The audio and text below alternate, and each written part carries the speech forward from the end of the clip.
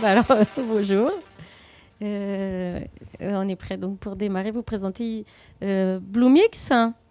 Donc on va faire ça en duo. Je vais faire on va déjà se présenter peut-être. Et pour commencer, est-ce qu'il y en a qui connaissent déjà Bluemix? Il y a déjà quelques mains. Bon, c'est bien.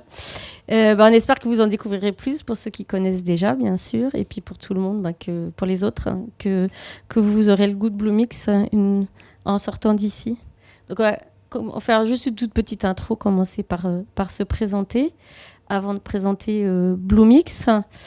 Mais on va essayer de faire la part belle quand même aux démos parce que finalement, souvent une image vaut mieux qu'un long discours, n'est-ce pas? Et puis des questions-réponses à la fin, même si on les prendra volontiers au fur et à mesure. On va faire ça le plus interactif possible aussi. Ce serait dommage de garder pour la fin une question qui aurait permis d'éclairer des choses pendant le temps qu'on va passer ensemble. Alors, tout rapidement, donc moi je m'appelle Catherine Esvan et je travaille chez IBM depuis un certain nombre d'années et là maintenant spécialisée dans tout ce qui tourne autour du cloud. Moi pareil, donc Yves également. Oui, donc Yves est pareil, donc on travaille ensemble dans l'équipe cloud, donc spécialiste Bluemix. Voilà. Alors. Donc juste un petit, puisque on le disait, on est spécialisé dans le cloud et on va voir que Bluemix, ça a fort à voir avec le cloud. Juste quelques petits rappels comme ça, quitte à défoncer des portes ouvertes, mais c'est toujours bon de rafraîchir un petit peu les esprits. Alors il y en a qui étaient peut-être pas, qui connaissent pas bien ça parce qu'ils sont nés avec le cloud, mais le début de l'informatique, ça a commencé avec de l'IT qu'on va appeler traditionnel, qui perdure dans les entreprises. Donc, ça reste un modèle de fourniture quelque part du cloud, puisque cloud, on va voir que c'est un monde de services. Et donc, on sait aussi proposer des services d'infrastructure avec une IT traditionnelle. Après, il va y avoir ce qu'on appelle le cloud public. Donc ça, vous connaissez, il y a plein d'acteurs. Vous découvrirez peut-être que même IBM aussi se positionne comme fournisseur de cloud public. On ne va pas nécessairement mettre des noms de fournisseurs derrière. Donc ça, c'est un modèle qui est très connu. Alors, toujours off-premise, comme on va dire, donc pas au sein des entreprises. Quelque part, vous savez même à la limite pas où ça se trouve. Et puis, vous avez le modèle cloud privé. Donc là, en l'occurrence, on ne précise pas la notion de savoir si c'est vraiment dans les locaux ou à l'extérieur, puisque en fait, ce qu'on est capable de faire aussi aujourd'hui, ce que proposent beaucoup de fournisseurs de cloud, c'est de privatiser une partie de leur infrastructure et donc d'être des fois localisés dans les mêmes data centers que leur cloud public, mais de privatiser ça pour faire en sorte que ce soit vraiment de l'infrastructure dédiée pour un client en particulier et adresser des problématiques de sécurité et donc d'isolation. Et donc là où dans un monde cloud public, on est ce qu'on appelle multi-tenant, donc on va avoir plusieurs utilisateurs, plusieurs sociétés qui vont utiliser la même infrastructure. Là, on va avoir un seul client, une seule société utilisatrice de l'infrastructure. Donc là, en l'occurrence, ça va pouvoir être soit chez le fournisseur lui-même dans son data center ou dans le data center de l'entreprise.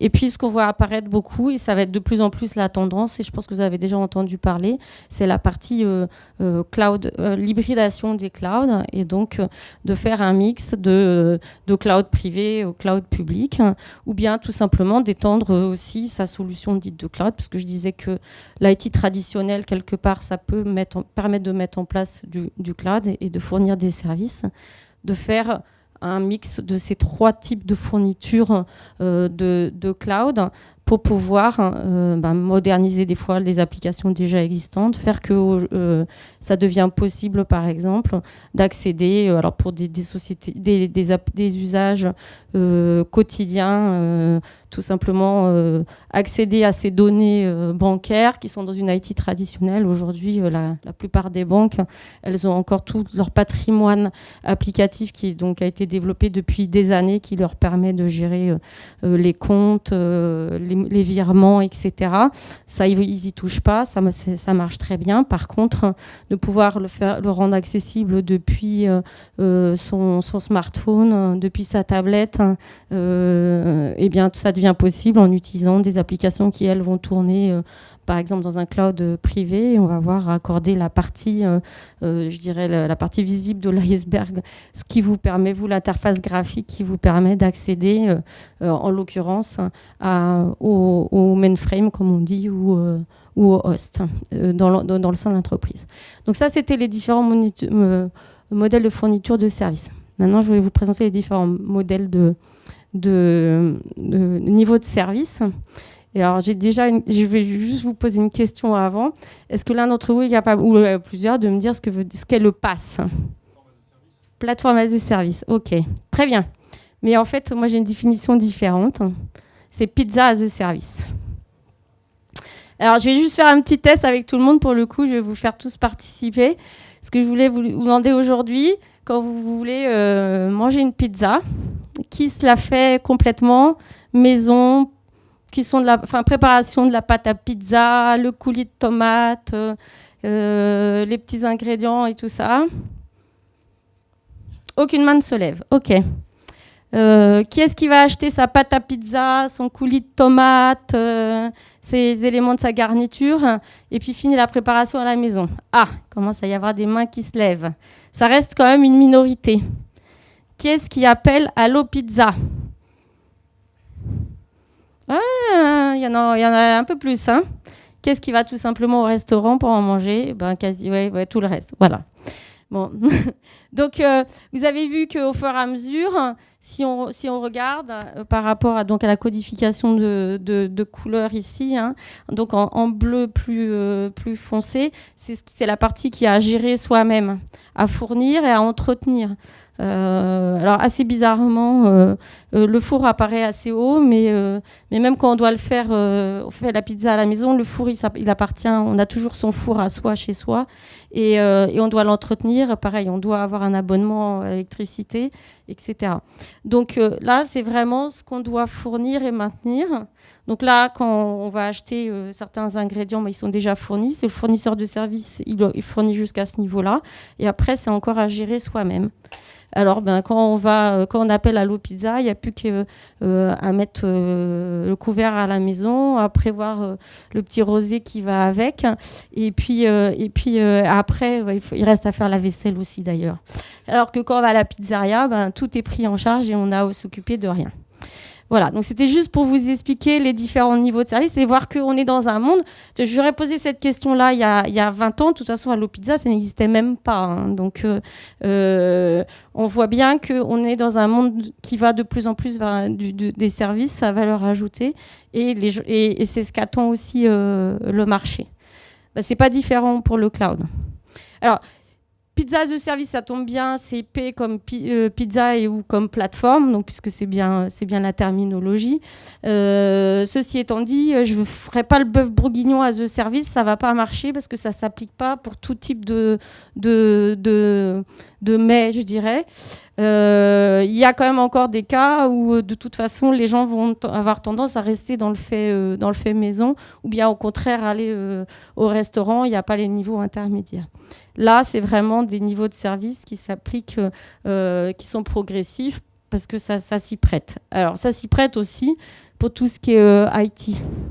Donc si je repars tout à l'heure de mon IT maison traditionnelle où on doit tout mettre en place soi-même, mais en l'occurrence, c'est ça qu'on retrouve. Alors il n'est plus question de pâte à pizza, etc., mais bien de choses essentielles pour mettre en place de l'IT, donc du réseau, du stockage, serveur, etc. Vous savez très bien lire. Par contre, on retrouve bien la même codification en termes de couleurs que tout à l'heure, à savoir que ici, tout est à prendre en charge par le fournisseur du service. Donc, quand on fait de l'IT maison, le fournisseur du service, c'est l'IT interne, hein, et donc il a tout ça à mettre en place. Quand on va prendre un service de type infrastructure as a service, comme son nom l'indique, infra. C'est la partie infrastructure qui va être fournie par donc le provider. Ces éléments de bas niveau, je dirais. Et puis tout le reste à la charge de l'utilisateur, le consommateur du service. Alors vous noterez qu'ici, en l'occurrence, la partie OS, elle apparaît encore comme étant à la charge de l'utilisateur, tout simplement parce que même si l'OS est provisionné au moment où on demande une image dans le cloud, dans un modèle infrastructure as a service, la maintenance reste à la charge de l'utilisateur. Installer les correctifs, faire les sauvegardes, etc., ça reste à la charge de l'utilisateur du service. Quand on va passer au niveau plateforme as a service, donc en plus de la partie matérielle et couche de virtualisation qui va permettre de faire ce que j'ai appelé tout à l'heure du multi-tenant, donc avoir plusieurs utilisateurs sur la même plateforme. Donc là, on va fournir en même temps l'OS, le middleware et les runtime. Et c'est ce qu'on appelle, donc là, c'est ce qui va constituer la plateforme. Il n'y aura plus derrière qu'à venir déposer son code applicatif, ses données. Donc un métier, quelqu'un qui veut démarrer un projet avec une idée, je veux lancer quelque chose je sais pas, une appli mobile, qui a juste besoin qui a juste à coder la logique de l'application, mais qui veut pas se préoccuper de tout la quincaillerie, je vais dire, qui est en dessous. Eh bien, il va aller consommer quelque part, trouver un fournisseur de plateforme as a service. Et puis après, il reste toujours la solution du software as a service. Alors là où, pour le coup, alors les applications vont être fournies, les données, ça sera plutôt pour des données techniques, puisque je ne sais pas quel modèle je peux vous proposer, du CRM, ou bien du mail, tout simplement, du mail sur Internet, c'est une solution de software as a service. Là, en l'occurrence, les données, si c'est vos mails, elles ne sont quand même pas fournies par la plateforme, fort heureusement. Donc on voit que plus on est à gauche, plus on va se permettre de personnaliser, de faire du sur-mesure. Donc il y a certains usages pour faire du calcul scientifique ou autre, peut-être qu'on aura besoin de processeurs spécifiques, d'OS particuliers pour faire du temps réel, par exemple, ou des choses comme ça. Donc ça a encore son sens, il y a encore une raison pour maintenir ce type d'infrastructure. Par contre, ça a un coût plus élevé parce qu'il faut faire soi-même toute l'intégration. Et puis, quand c'est pas utilisé, on n'en fait pas profiter quelqu'un d'autre. Et c'est plus long, effectivement, à mettre en œuvre. Et plus on va aller vers la droite, vers un monde de PaaS ou de SaaS, à ce moment-là, on va partir sur des choses qui sont standardisées. Les coûts vont aller en baissant puisqu'on va être sur une notion de mutualisation. Et puis, on va voir qu'on va être capable de mettre ça très vite en œuvre. Alors, si je reviens avec mon histoire de pizza de tout à l'heure et par rapport au côté personnalisation, je pourrais faire un parallèle. Alors, mais préalablement, j'ai déjà posé une question. Est-ce que quelqu'un ici sait ce que c'est que le Glooby-Boulga ?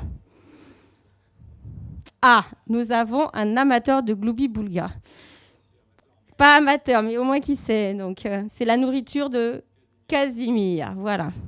Donc, si tu veux une pizza Glooby-Boulga, je te défie de le trouver en l'appelant Allo Pizza ou en allant au restaurant. Donc là, il va falloir te la faire maison. Ou peut-être acheter la pâte à pizza, etc. Mais le reste, la garniture, il faudra quand même encore... alors, la nourriture, il faudra s'en occuper soi-même. Donc, la nourriture de Casimir, c'est un mélange infâme. Je vous laisserai chercher sur Internet de quoi c'est composé. Mais il n'y a que Casimir pour en manger. Voilà. Alors, pardon. Je suis allée un peu vite. OK. Donc, tout ça pour vous dire tout simplement que Bluemix, dont on parle aujourd'hui, c'est une solution de type plateforme as a service. Donc, on va vous fournir tout le matériel, ou mettre à disposition plus exactement le matériel, plus la partie logiciel, middleware, etc., qui va vous permettre de vous concentrer sur votre code, ce que vous allez vouloir développer. Donc, vous avez votre bonne idée d'une application qui va plaire à tout le monde ou qui va rendre plein de services. Vous n'aurez plus qu'à vous en occuper. Donc, ça va être bien sûr un vecteur d'innovation.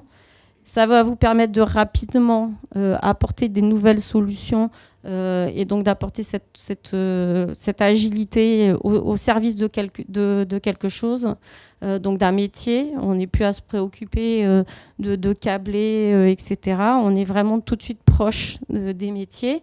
Et puis on va le faire, tout ça, on va pouvoir faire très rapidement en fait.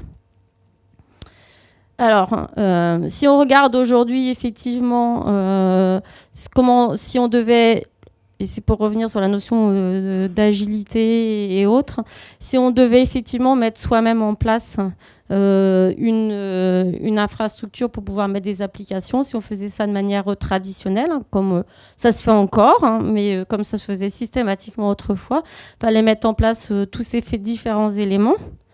Il fallait surtout les installer, les configurer, intégrer, vérifier que le serveur d'application tourne bien sur la version de l'OS, qui tourne bien sur l'hyperviseur, qui tourne bien sur la bonne version de matériel. Donc un vrai jeu de Mikado quelque part. Et puis au moment de déployer, on a un petit budget cierge, comme je dis des fois, ou bien on croise les doigts et on espère que tout va bien se passer. Donc en gros, ça serait un peu comme si, alors si ça veut bien marcher, si on devait reconstruire une voiture à partir des pièces détachées, à chaque fois qu'on veut passer d'une étape à l'autre d'un projet pour une application donnée. Donc je suppose que vous savez tous, maintenant vous connaissez ça, passer d'un environnement de développement à un environnement de test, etc. Donc par chacune de ces étapes du cycle de vie de l'application, il faut un environnement, une plateforme spécifique. Donc là, il faudrait la reconstruire à chaque fois. Bon, avec le risque qu'un coup on oublie de bien câbler, je sais pas, pour reprendre l'image de la voiture, le circuit de frein ou autre, ça peut devenir un petit peu scabreux. C'est un peu dommage d'avoir à se préoccuper de tout ça. Et c'est surtout pas des questions qu'on devrait se poser quand on veut développer. Donc maintenant la méthode dite assistée, on va dire, ça va être tout simplement, et c'est ce qu'on va pouvoir faire avec Bluemix, on dit je veux créer une application, j'appuie sur un bouton, on verra tout à l'heure que c'est effectivement ça, et là, on a une bonne tête de winner, pardon, et on va pouvoir déployer. Moi, j'aime bien cette image, ouais. Super. Donc, en gros, je prends la voiture toute faite et j'ai plus qu'à décider de mon itinéraire et de ce que je vais vouloir en faire cette fois-ci. Et je suis sûre d'avoir le même modèle à chaque fois. Là, c'est une belle voiture. En plus, tout va bien. Bon. Donc, maintenant, quand on est un développeur, en général, alors je ne sais pas, du coup, vous allez peut-être me dire en quoi vous développez et autres, mais je pense que ce qui vous intéresse, c'est de pouvoir choisir vos outils, de choisir vos langages, ceux que vous connaissez. Alors, vous connaissez quoi? Pardon? Le C? JavaScript? Un peu de PHP? Vous avez du Ruby? Non? Java? Python? Go? Bon. Il y a le choix. L'idée, c'est de pouvoir vous proposer de choisir votre langage, d'avoir rapidement, de pouvoir déployer rapidement et de pouvoir tester rapidement. Alors là, on met panne rapide, mais c'est aussi de pouvoir rapidement vous rendre compte si ça ne marche pas et de ne pas rester sur une fausse piste pendant des heures. Alors voir si techniquement le modèle ne marche pas, mais aussi de voir si d'un métier, alors plus dans une idée de business, si le modèle business fonctionne aussi. C'est-à-dire que si votre application elle décolle pas très bien, autant se rendre compte rapidement et de ne pas avoir investi des mois et des mois, rentrer dans ce qu'on appelle nous l'effet tunnel. Pendant longtemps, on ne sait pas où on en est, ce que ça va donner à l'arrivée. C'est bien aussi de pouvoir s'en rendre compte rapidement. Donc aujourd'hui, ce qui est aussi très, très demandé, c'est d'avoir des applications qui sont prêtes pour fonctionner pour le mobile. J'aurais tendance aussi à rajouter aujourd'hui pour l'Internet des objets, puisque c'est des choses qui ressortent beaucoup. Et donc, au final ça va être de pouvoir vous concentrer sur votre code. Et donc, et en plus, vraisemblablement de ne pas avoir une adhérence avec une technologie en particulier, parce que aujourd'hui, on aime bien avoir cette liberté, au moins au niveau de l'esprit, de se dire, je développe, je ne suis pas tenue de rester à tel endroit. Un jour, je peux décider que je vais changer de fournisseur, par exemple, parce que les choses étant ce qu'elles sont, des fois, on a envie de changer. C'est comme pour un peu tout dans la vie. Voilà, donc aujourd'hui, pour pouvoir faire ce genre de choses, et pour pouvoir déployer des applications très rapidement, il y a un standard qui a émergé, je dirais. Donc il y a bien la notion de standard derrière, qui s'appelle Cloud Foundry. Vous avez déjà entendu parler de Cloud Foundry ? Oui. Donc c'est une solution qui apporte un niveau PaaS en l'occurrence. Donc vous, aujourd'hui, si on compare là en l'occurrence la manière de déployer une application au moment où on a effectivement son code, si on doit dire à quelqu'un de l'IT j'ai besoin de pouvoir déployer telle application, derrière il va y avoir plein d'étapes pour pouvoir mettre en place, pour pouvoir effectivement déployer les différents composants de l'application, mettre une partie, je sais pas, du code HTTP sur le serveur HTTP, du code Java sur le serveur d'application, etc. Donc il va y avoir toutes sortes d'étapes, et du niveau de l'IT, il va être obligé de faire plein de choses. Donc ici, on voit pas trop dans le détail, mais bon, c'est des trucs en ligne de commande qui sont pas très palpitantes. Là où avec Cloud Foundry, tout simplement, on va dire, voilà, sur le cloud sur lequel je veux déployer mon application, on va effectivement pousser le code de l'application. Une fois qu'il sera poussé, il y aura une introspection quelque part du code qui va savoir quels sont les composants derrière qui vont avoir besoin d'être instanciés dans le cloud. Et donc l'application sera effectivement déployée. Et si on se rend compte qu'il y a besoin de plusieurs runtime, plusieurs environnements d'exécution, parce qu'il y a plein d'utilisateurs et qu'il faut pas 3 serveurs HTTP par exemple, il en faut 10 pour tenir la charge, il suffira juste d'appuyer sur un bouton en plus pour multiplier le nombre d'instances.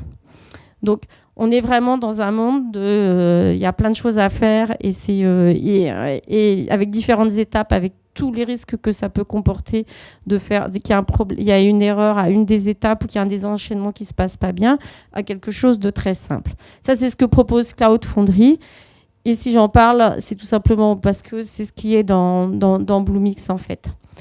Donc là, avec cette solution de PaaS, on va vraiment pouvoir déployer très simplement et du coup itérer, puisqu'à chaque étape ou à chaque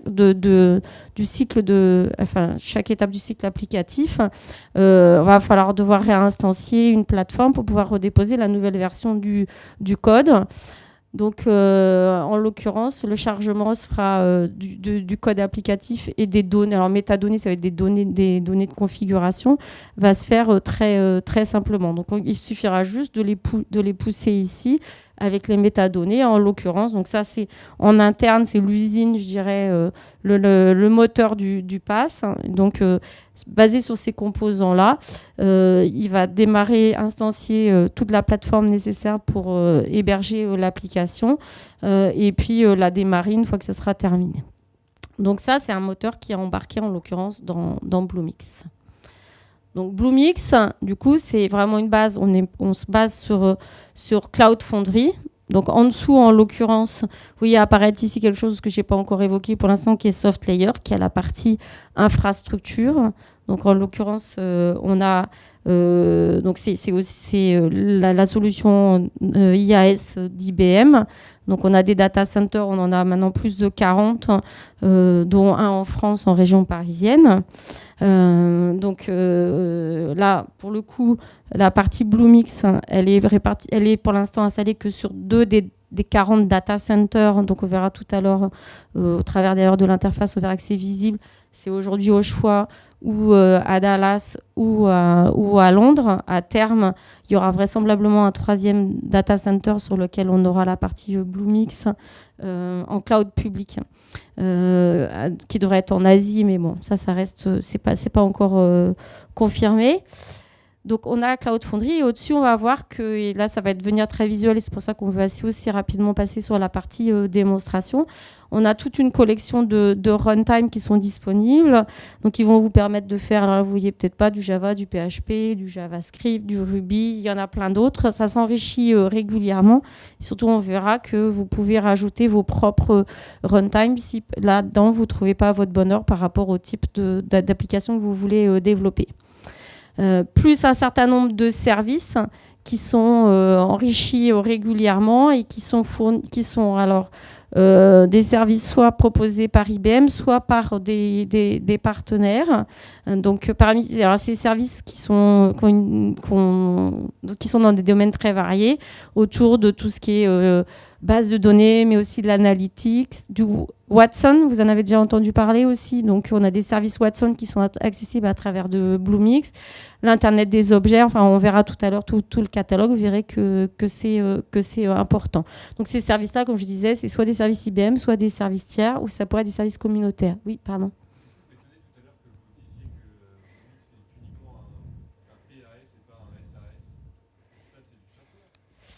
Alors, il donne l'accès quelque part au travers, les applications qu'on va pouvoir développer au travers de la plateforme vont pouvoir accéder à des services externes.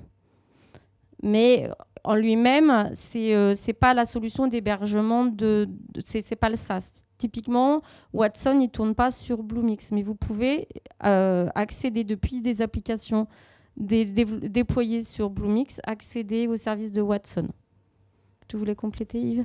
Non, juste pour dire que, en fait, on revient au transparent d'avant qui montrait les différentes colonnes. Dans la partie plateforme de service, il faut encore faire deux choses, c'est écrire son code et ses données. Et effectivement, il y a un certain nombre de boilerplates, applications préconfigurées qui tournent déjà, mais c'est une base. Après, il faut effectivement se créer son application, coder son application et faire ses données. Donc, on est à ce niveau-là. Et donc, on est au niveau, on fournit tous les services, mais il faut encore faire deux choses, qui est en fait programmer l'application et les données. Donc, on n'est pas au niveau ce logiciel clé en main à utiliser. C'est une plateforme avec des services préconfigurés pour pouvoir très rapidement développer une application en utilisant une cible sur le cloud. Donc en fait, Watson n'est pas une composante de Bluemix. C'est un service accessible depuis la plateforme Bluemix. On verra qu'il y en a de nombreux d'ailleurs. Okay. Donc là, ce que vous voyez, ce qui est peut-être pas bien rendu, mais à partir de Bluemix, on peut aussi accéder à d'autres clouds. Donc on a aussi cette possibilité de s'intégrer à un existant. Donc on peut très bien imaginer d'avoir accès à des applications qui sont hébergées qui chez Azure, chez Salesforce, chez Amazon, ou bien des clouds privés. Donc se reconnecter vers l'entreprise. Donc il y a des connecteurs sécurisés qui vont permettre de se reconnecter, d'accéder à des données de l'entreprise ou à des applications de l'entreprise. Dans mon exemple de tout à l'heure, pour la partie bancaire, par exemple, vous pourrez très bien imaginer d'avoir une application qui va accéder au système bancaire et qui va vous permettre de délivrer des nouveaux services pour la banque. Par exemple, au cours d'un hackathon qui a eu lieu en fin d'année dernière dans les pays d'Europe du Nord, un organisme bancaire avait mis à disposition une API accessible depuis Bluemix pour pouvoir voir toutes les informations liées aux clients. Sur l'usage qu'ils avaient fait de leur... alors je ne sais pas si c'était nécessairement que leur carte bancaire, je pense que c'était l'ensemble des opérations financières qu'ils avaient faites pendant l'année. Et donc, pendant la durée d'un hackathon, donc 48 heures, il y en avait qui ont développé, donc un groupe qui a développé une application qui permettait de faire une représentation graphique. Donc là, en l'occurrence, c'était ils suivaient le compte de quelqu'un qui devait être basé à Stockholm, puisqu'on voyait la carte de Stockholm. Et à chaque fois qu'il y avait une dépense au fil de l'année, donc on voyait de manière historique les dépenses où elles avaient eu lieu jour après jour dans Stockholm, avec un petit point pour d'une couleur. Il y avait une codification de couleurs, savoir si c'était pour la nourriture, pour ses dépenses de divertissement, pour son loyer ou autre. Et on s'était représenté donc, de manière graphique. Et c'est une application web ou mobile, je ne sais plus. Donc, cette partie applicative, ce rendu, je dirais, visuel, a été développé et porté sur Bluemix, mais en fait, derrière, ça allait tout simplement accéder à une interface et un système qui était existant et qui exposait juste au travers d'une API les informations sur l'historique du compte bancaire. Voilà.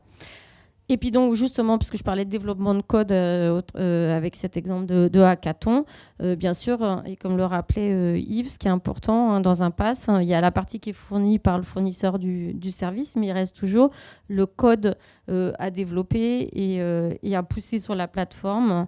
En l'occurrence, vous pouvez coder avec les outils, vos outils préférés, vos outils habituels, puisque de toute façon, il y a des connecteurs, enfin des connecteurs qui vont vous permettre de pousser votre code, effectivement, une fois que vous l'avez développé. Alors, on l'a vu tout à l'heure avec l'interface Cloud Foundry, mais on expose aussi d'autres systèmes. Par exemple, on a des plugins pour Eclipse. Vous utilisez Eclipse pour développer ?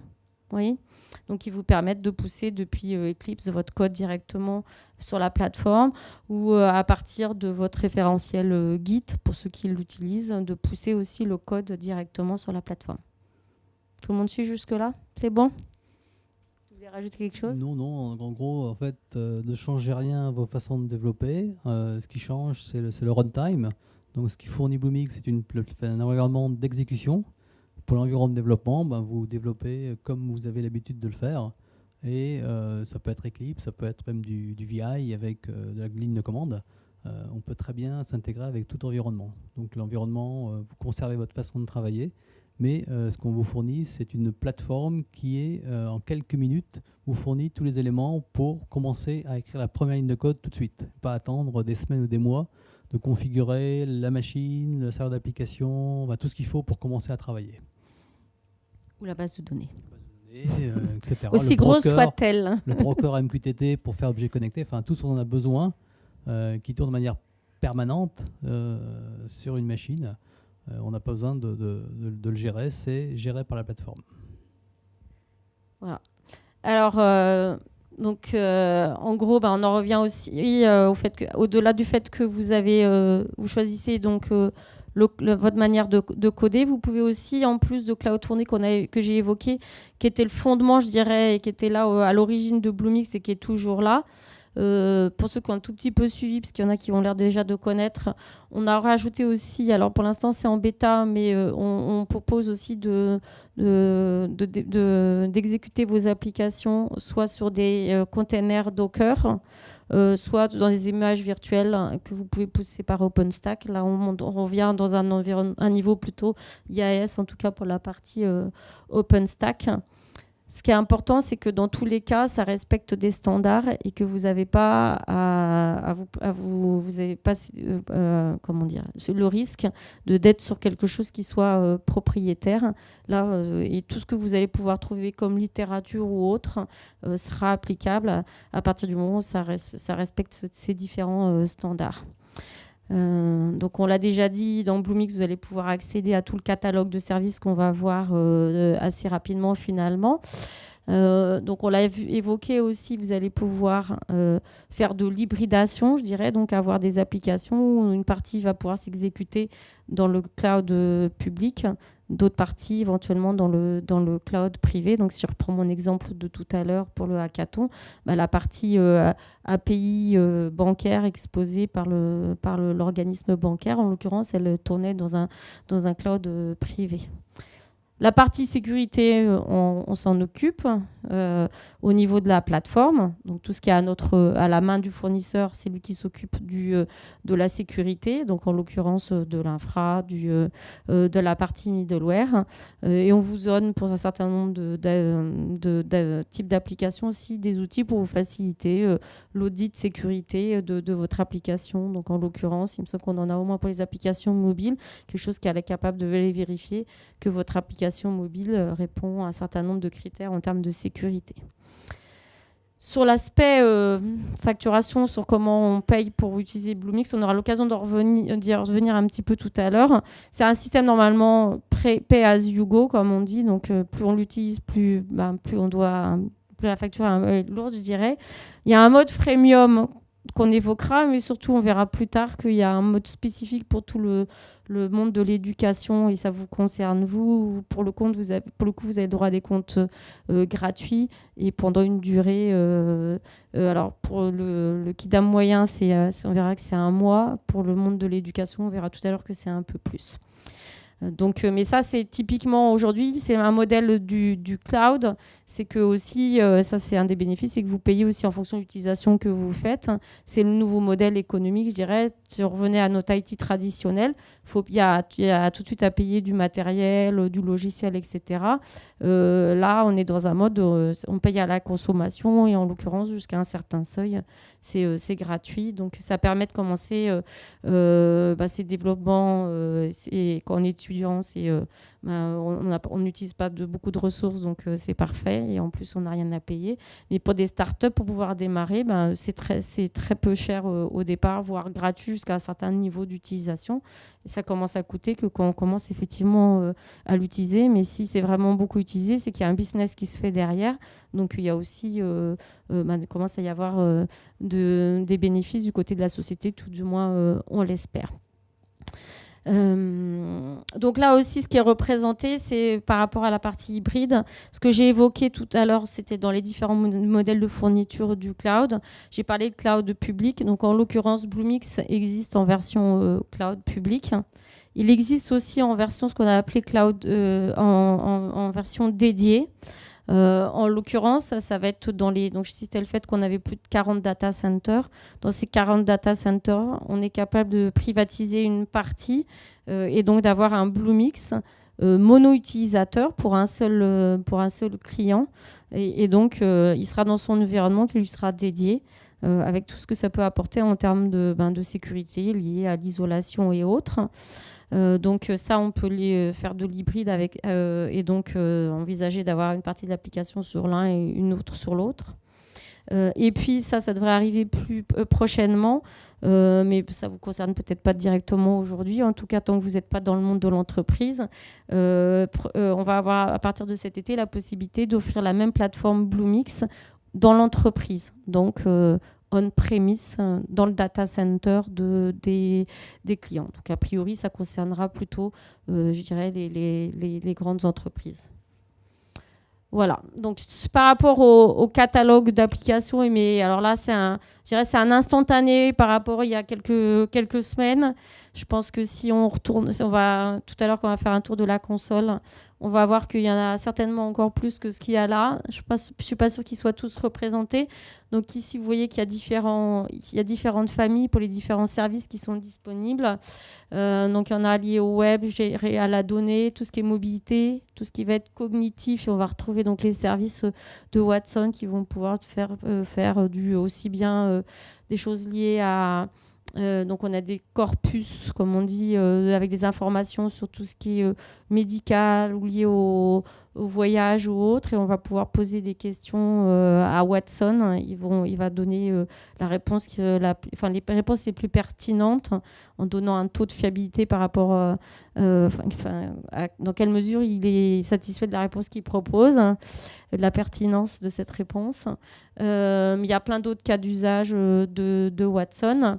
Comme de la traduction, il y aura une démo tout à l'heure avec de la traduction par exemple. On est capable, il y aura une démo par Yves sur l'Internet des objets. Et puis, en fait, vous avez plus de détails ici sur tout ce qui est gestion des données. Ce que vous voyez apparaître dans chacun des cas, c'est le plus. C'est-à-dire que vous pouvez apporter vos propres services. Et si vous voulez aussi développer un service et le mettre à disposition sur la plateforme, c'est quelque chose que IBM propose. En l'occurrence, on propose aux partenaires de venir enrichir avec leurs propres services.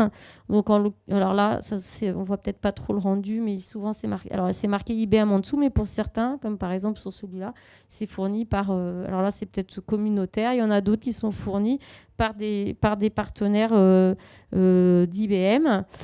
Par exemple, celui-là, ça va être pour envoyer des SMS ou faire de la voix sur IP. On en a d'autres pour faire de la validation d'adresse. Je crois que c'est donc ça, c'est un service qui est utilisé aux États-Unis. Si quelqu'un veut faire une application où il y a besoin à un moment de prendre l'adresse de l'utilisateur de l'application, vérifier que cette adresse répond au standard postal des États-Unis, mais il y a un service qui permet de le faire. Il y en a pour pousser dans le monde du mobile, pour faire des push de notification. Donc bon, après, je crois que là, comme dirait un de mes collègues, sky is the limit. Hein, y a pas de on peut imaginer tous les services qu'on peut mettre à disposition au travers de cette plateforme et aussi tous les usages qu'on peut en faire dans les applications. Et voilà. Des questions avant qu'on passe aux démos ? Alors, j'ai passé le micro, enfin, il l'a déjà, la main à Yves. Et comme disait Catherine, le centre de service change beaucoup. Donc là, ce qu'on a vu tout à l'heure, c'était instantané il y a quelques temps. Par exemple, sur l'aspect cognitif, on avait 6 services il y a 2 mois, il y en avait 15 il y a un mois, maintenant on est passé les 20. Donc c'est une plateforme qui évolue tout le temps.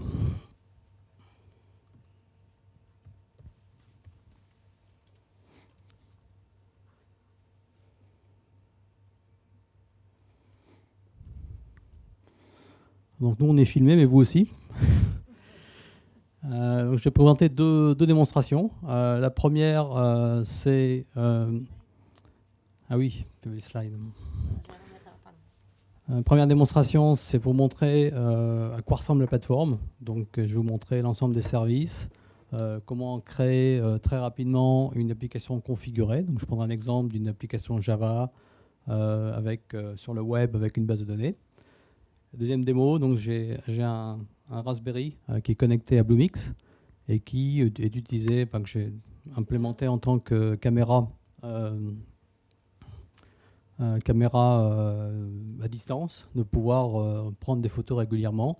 Donc le Raspberry se connecte à un broker MQTT qui envoie des photos régulièrement.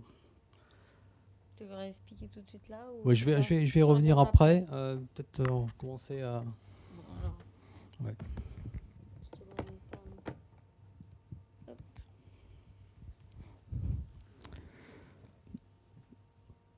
Donc la première partie de la démonstration, c'est vous montrer un peu la plateforme. Donc voilà mon... C'est moi qui t'ai Oui. fait une blague. Oui. Ça marche là? Oui. Non, pas encore. Pas ça.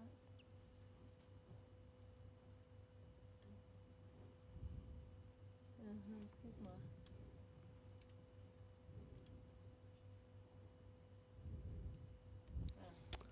Voilà, c'est mieux.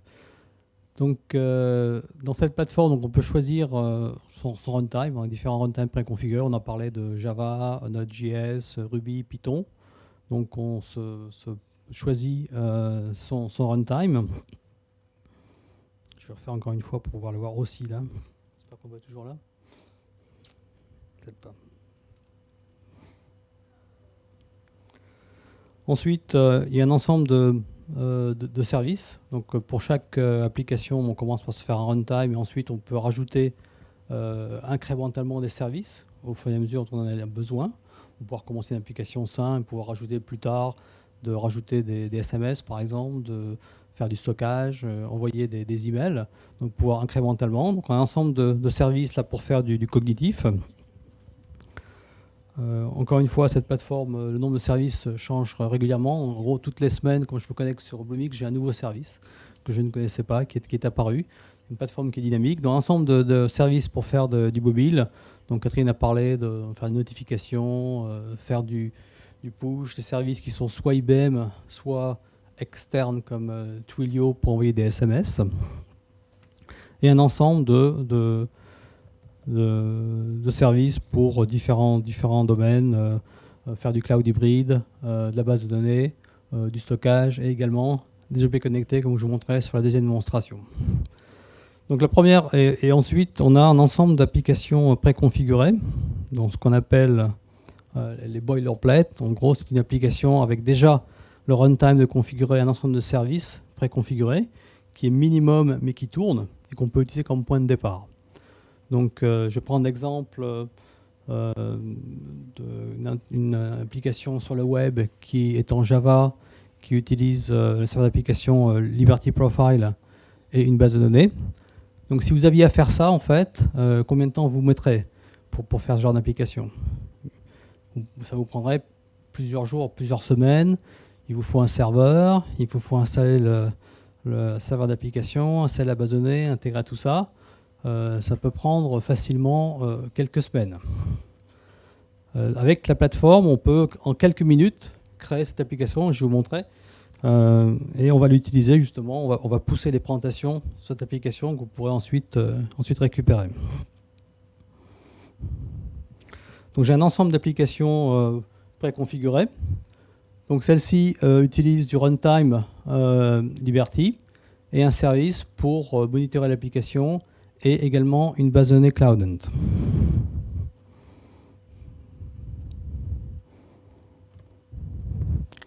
La seule chose que j'ai à rentrer, c'est le nom de l'application, donc je choisis if42. Vous pourrez ensuite l'utiliser en if42.mybluemix.net. Donc il faut que ce nom soit unique parce qu'effectivement au niveau système, ça va être utilisé pour accéder à l'application sur le cloud public.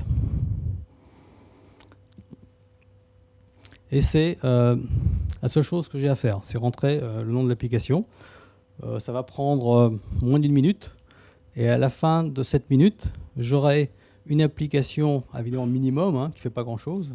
On peut juste pousser des documents et les récupérer. Mais une application complète qui tourne sur le cloud public qu'on peut commencer à utiliser. Ce qu'on pourra aussi,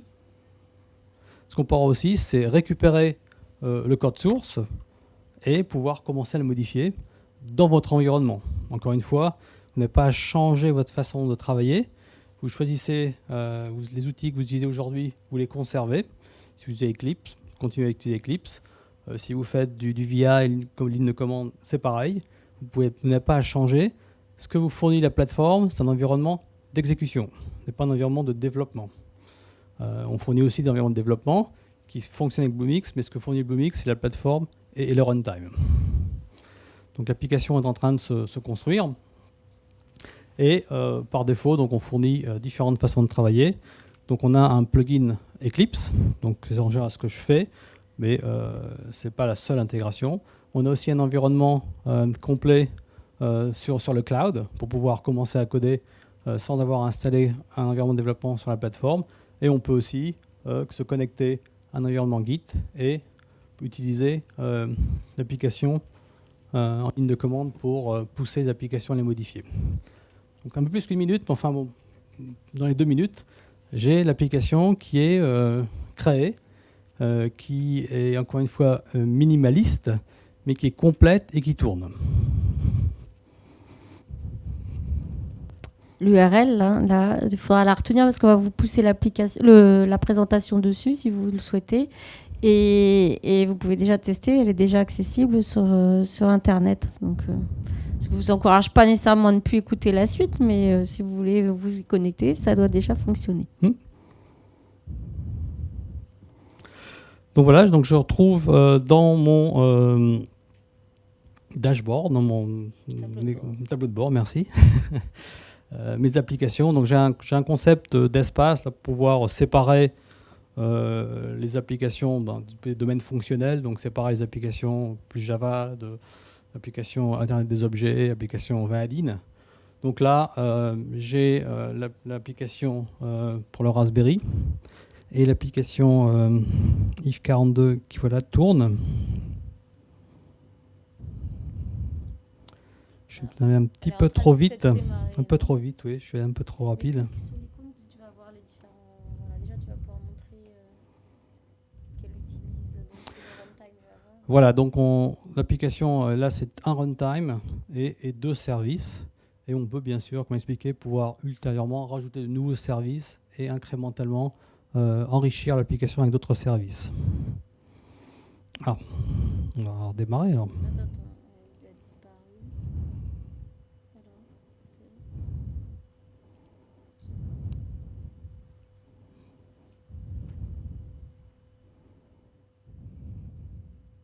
Il n'y a pas le... Ah si. Ah, si, ça vient. Donc, C'est à Dallas. voilà, c'est à Dallas. Justement, puisqu'on a parlé des différents data centers. Donc là, on peut choisir aujourd'hui entre deux régions. Aujourd'hui, Bluemix. Il y a un Bluemix qui tourne à Londres et un autre qui tourne à Dallas, au Texas. C'est démarré ? Ah pardon. Oui. Donc voilà, l'application tourne. Donc si vous avez Internet, je suppose que vous avez, je vois certains avec des ordinateurs, vous pouvez directement aller sur if42.mybluemix.net et vous verrez ça. L'application est complète en moins de 5 minutes. Donc 1 minute, j'étais un peu optimiste. Ça a pris à peu près 5 minutes. J'ai une application complète qui tourne. Et donc, l'application ne fait pas grand-chose, bien sûr. Hein. Elle est assez minimum. Mais je peux, par exemple, il me semble que j'avais...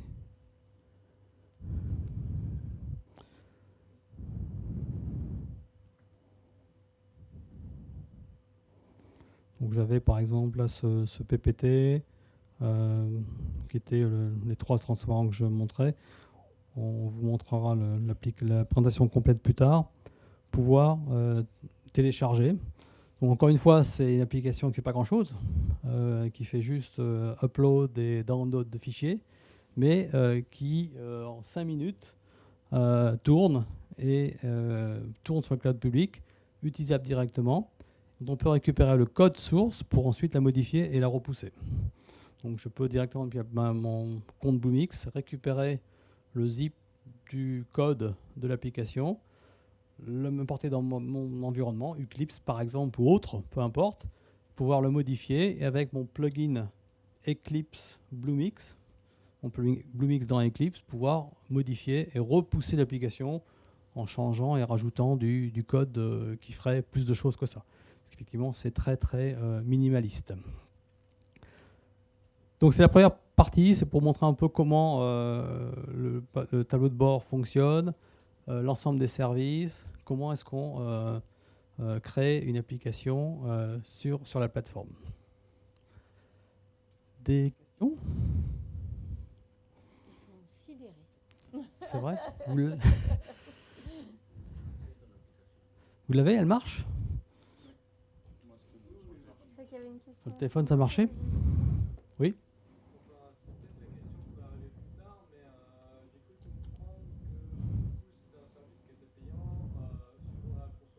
Oui.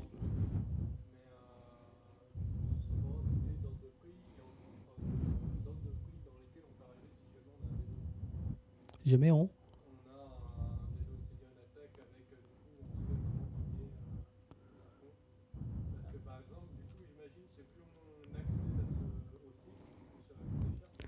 Alors, ça dépend des services.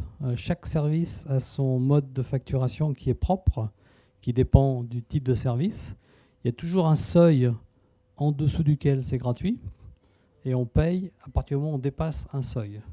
Donc, typiquement, en développement, c'est gratuit et on commence à être facturé quand on dépasse un seuil.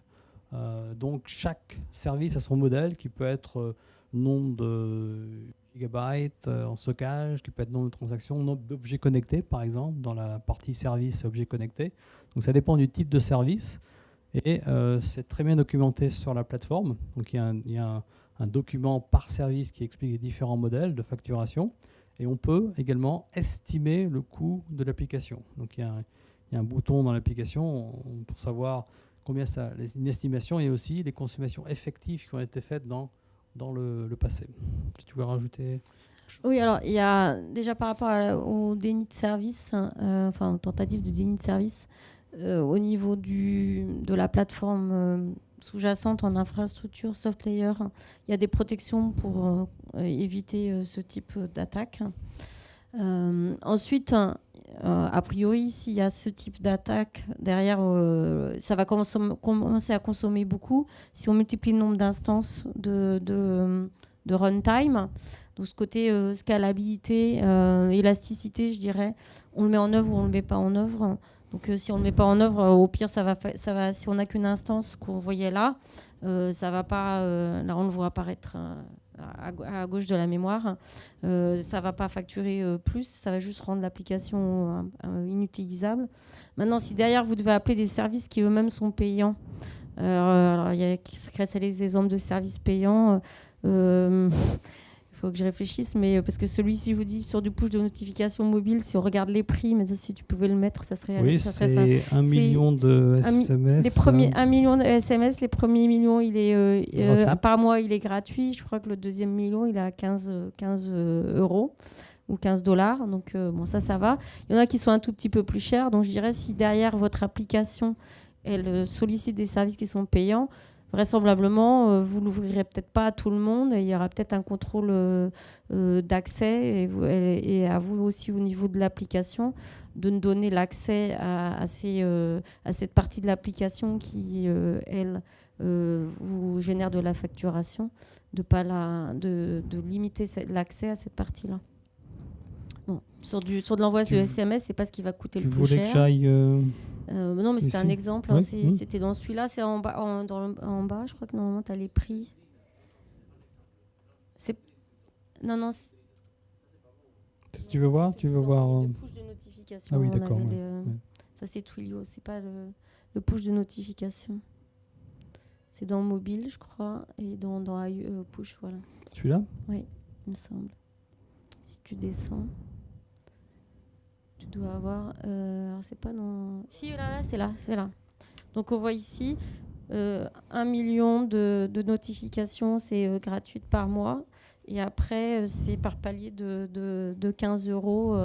Donc bon. Mais après, ça va dépendre des services. Ils n'ont pas tous le même principe de facturation. Ça dépend du fournisseur. Donc là, c'est un service IBM.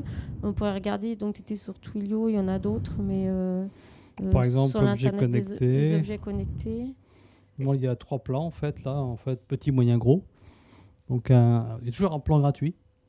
En gros, pour essayer, c'est toujours gratuit. On peut essayer tous les services pour les essayer. Et si on reste en dessous d'un seuil, c'est gratuit. Et après, il y a différents modèles. Donc là, en gros, petit, moyen, gros. Si on est dans les gros, voilà ce que ça coûte par mois pour 15 000 devices. Et après, chaque device en plus coûte 2 centimes, je pense. 2 centimes par device en plus. Voilà. Et alors, pour en plus mettre des protections, je dirais, parce qu'effectivement, il y a eu au tout début, ce système n'était pas en place et il y a eu des gens qui ont eu des petites surprises qui ne s'attendaient peut-être pas à avoir cette facturation-là. Il y a un système de notification qu'on peut mettre en place. Alors, on ne va pas pouvoir vous le montrer là parce que nous, on a des comptes un peu particuliers en tant qu'IBME. On a comme des comptes gratuits, mais au lieu d'être des comptes qui durent 30 jours, on les a pour plus longtemps. Là, en l'occurrence, on voit qu'il reste 48 jours sur le compte. Et donc, ce système de notification, on ne peut pas le mettre en place sur ces comptes-là, puisque par définition, ils sont gratuits. Donc, on peut toujours leur demander de déclencher, nous envoyer une notification. Quand on arrive à 80% de zéro, il va avoir du mal à nous envoyer la notification. Mais on peut définir des seuils en disant, quand je suis à 80% ou 90% de tel seuil, envoyer une notification, donc on le sait. Donc il y a tout ce qu'il faut aussi pour se protéger et pas avoir de mauvaises surprises à l'arrivée. Ça répond à la question ? Ok, donc j'ai une deuxième démonstration qui est vraiment complètement différente. Enfin, elle a ça en commun, qu'elle a besoin d'une partie qui soit permanente sur le cloud. Donc c'est une démonstration avec un Raspberry Pi connecté. Donc,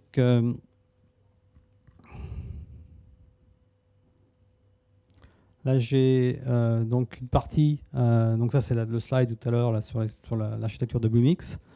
Là, le serveur, bon, c'est un petit serveur.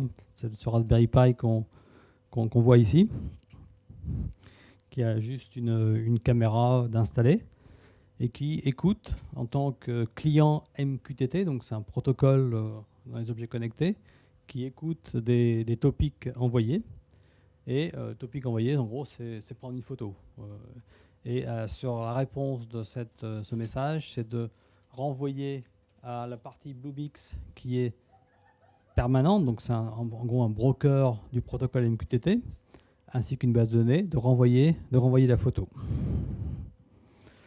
Donc il y a différents éléments. Il y a donc le Raspberry Pi, bien sûr, est en dehors de Bluemix, bien évidemment. Donc il y a un petit bout de code très, très petit qui a été développé en Java et qui tourne de manière, en tant que service sur le Raspberry, qui écoute des messages envoyés.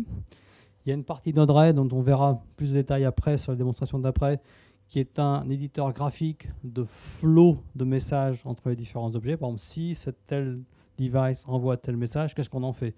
Est-ce qu'on le renvoie à un autre? On le stocke? Enfin, on peut donc graphiquement définir ce qu'on va faire des messages. Donc c'est la partie Node-RED qui, bien sûr, tourne dans Bluemix, bien évidemment, de manière permanente.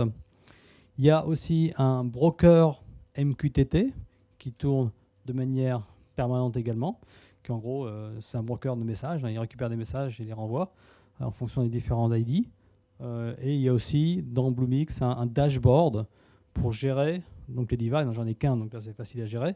Mais on peut gérer avec une instance IoT jusqu'à 1 million de devices avec cette techno. J'en ai qu'un, mais on peut aller jusqu'à 1 million. Il y a également une base de données où par défaut, Bluemix va stocker les messages des 30 derniers jours, mais qui peut se customiser. Donc par défaut, les messages récupérés sont stockés, et après on peut faire une requête pour pouvoir récupérer les messages de tel jour, de tel device, pour pouvoir avoir l'historique des différents messages. Et en dehors de Bluemix, que je vous ai montré au début, j'ai un bout de code Java qui tourne en dehors de Bluemix et qui se connecte en tant qu'application externe pour récupérer les messages qui ont été envoyés par ce Raspberry. Donc, c'est ce que je vous ai montré là tout à l'heure. Donc voilà le bout de code Java. Ça, c'est un Java Swing qui, en fait, se connecte à ce broker MQTT. Donc, évidemment, c'est un code qui est en dehors de Bluemix, bien évidemment. Ça tourne sur mon laptop. Il se connecte à ce broker de messages en disant voilà ce qui m'intéresse, c'est les messages de ce Raspberry avec cet ID. Donc il y a un concept de sécurité, user, password, pouvoir se connecter à ce broker-là. Il y a de la sécurité. Donc l'application Java se connecte à Bluemix, au broker MQTT, et dit voilà, je suis intéressé par ces topics-là, et récupère donc les messages et les affiche sur l'application Java. Donc là, en fait, je l'ai configuré pour envoyer toutes les minutes une image 500 par 500 qui est customisable dans l'application Java, où on peut définir les paramètres. Donc la partie Raspberry, c'est en fait ce qui permet de définir le message. Donc en fait, il n'y a qu'un seul message que l'application envoie. Si voilà, j'en veux toutes les minutes de 500 par 500. Et le Raspberry récupère ça et après renvoie automatiquement les messages.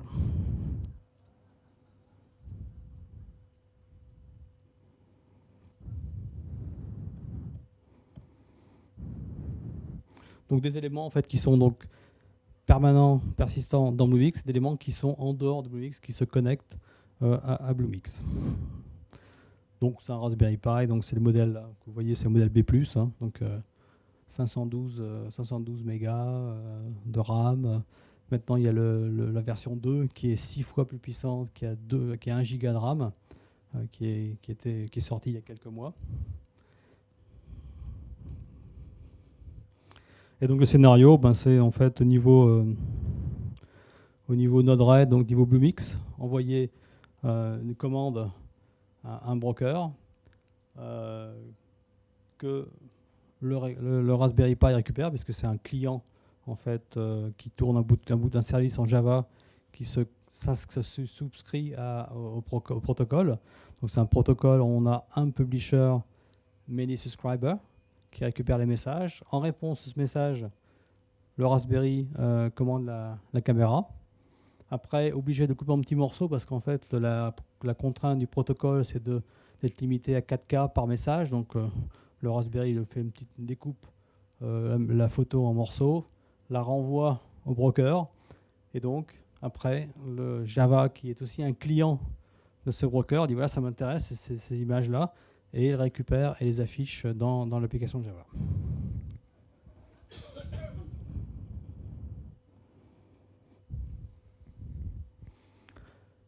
Des questions?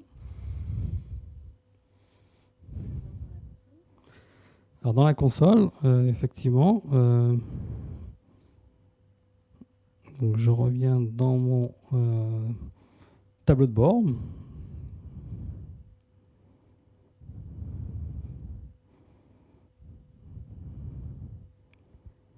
Et donc cette application est composée donc c'est du Node.js qui tourne sur Bluemix, qui a comme service la partie gestion des devices. Donc comme je disais, qui peut connecter jusqu'à 1 million de devices avec un dashboard, et qui stocke les informations sous forme de messages JSON dans la base de données Cloudant.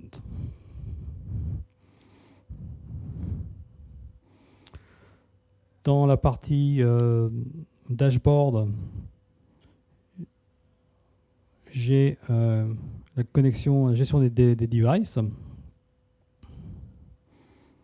Bon, il se trouve que j'en ai qu'un là. Donc là, j'ai donc son ID, qui est en fait sa MAC adresse, mais en fait, ça peut être n'importe quel numéro unique pour ce broker particulier. Et j'ai donc les messages qui sont envoyés. Donc je peux récupérer tous les messages qu'on a envoyés par tous les devices qui sont stockés dans cette base de données. Et c'est là que je gère mes devices. Et donc je peux rajouter des devices.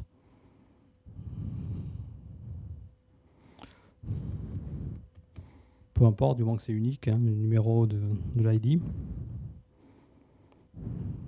Et ce que je récupère, c'est un fichier qui comprend un mot de passe pour se connecter. Et donc cette information-là est stockée sur le device et est utilisée pour pouvoir se connecter à Bluemix pour récupérer les messages envoyés à ce broker qui tourne sur Bluemix.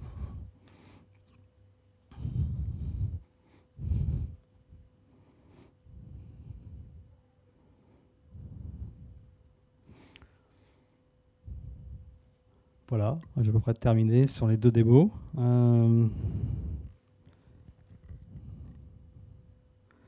y avait Node-RED également, mais je pense que tu vas le couvrir. Donc.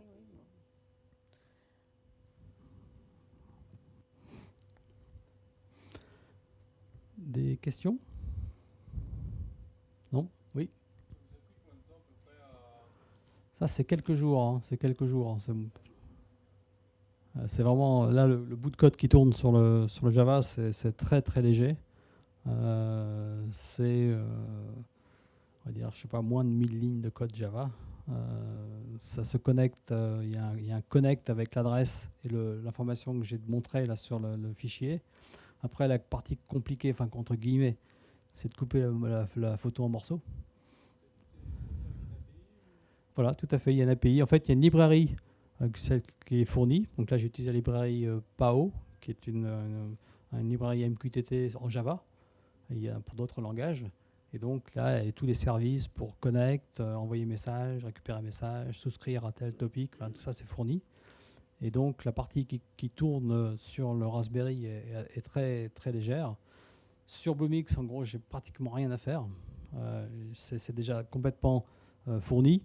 Je ne vais pas montrer, mais j'ai un Node-RED qui est pratiquement vide en fait.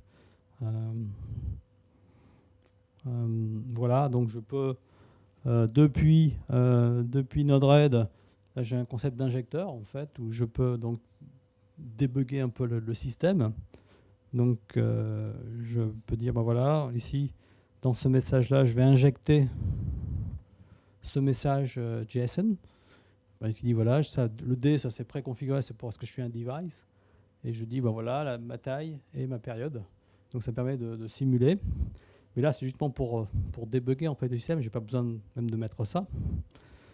Et en retour la partie donc, qui récupère le bout de message, le bout de photo, pardon, je peux optionnellement le stocker ou non sur une base de données. Donc là, j'ai une base de données que j'ai créée, qui est une base de données Cloudant. Donc le fait de mettre un lien graphique entre ce nœud et la base de données, c'est qu'à chaque fois que je reçois un message, je la stocke. Donc là, en fait, je n'écris pratiquement pas de ligne de code du tout. Chaque nœud, c'est quelques lignes de JavaScript. Donc si j'envoie, si je me mets en mode debug, donc là, effectivement, j'ai les infos là, parce que je suis en mode debug. Donc je récupère tous les messages qui sont envoyés par le Raspberry. Et je peux donc, je dirais, tester le système. J'ai aussi quelques nœuds d'administration, on va dire. Donc je peux à distance arrêter le service qui tourne sur le Raspberry. Donc ça envoie un message en disant arrête ce service, on ne veut plus prendre de photos. Et je peux aussi à distance rebooter le Raspberry, donc des nœuds pour aspect administration. Et donc j'ai quelques nœuds, mais c'est vraiment quelques lignes de code à chaque fois. Et c'est pas nécessaire, c'est juste pour l'aspect pouvoir tester sans mon application Java. Mais en fait, au niveau Node-RED, il n'y a pratiquement pas de code, juste quelques lignes de code. Donc, par exemple, là, dans ce nœud-là, je récupère le topic de cette injection et je le mets dans le champ événement ou commande, et c'est ça qui est envoyé dans le message JSON. On peut donc avoir plusieurs formats, hein. C'est pas forcément JSON, ça peut être même du binaire, hein. Au début, je l'avais fait en binaire.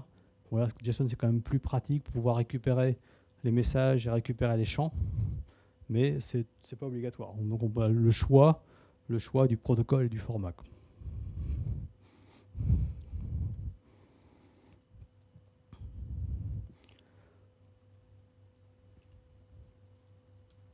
Donc, pour connecter le Raspberry, commencer à faire un usage très basique. Enfin, moi, je l'ai fait en une demi-heure, hein, d'enregistrer, de créer, instancier,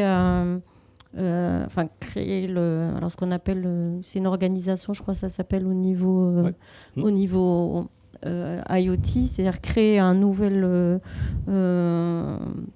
espace où on va connecter les différents objets, enregistrer le premier Raspberry.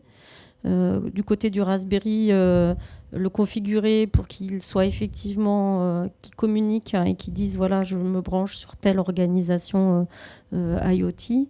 Et puis derrière, tout simplement à coup de Node-RED, on peut tout simplement dire je récupère tous les messages qui arrivent sur ce topic IoT, et en l'occurrence il y a des informations qui reviennent tout naturellement du Raspberry au départ, qui sont sa température, et le pourcentage d'utilisation de la CPU.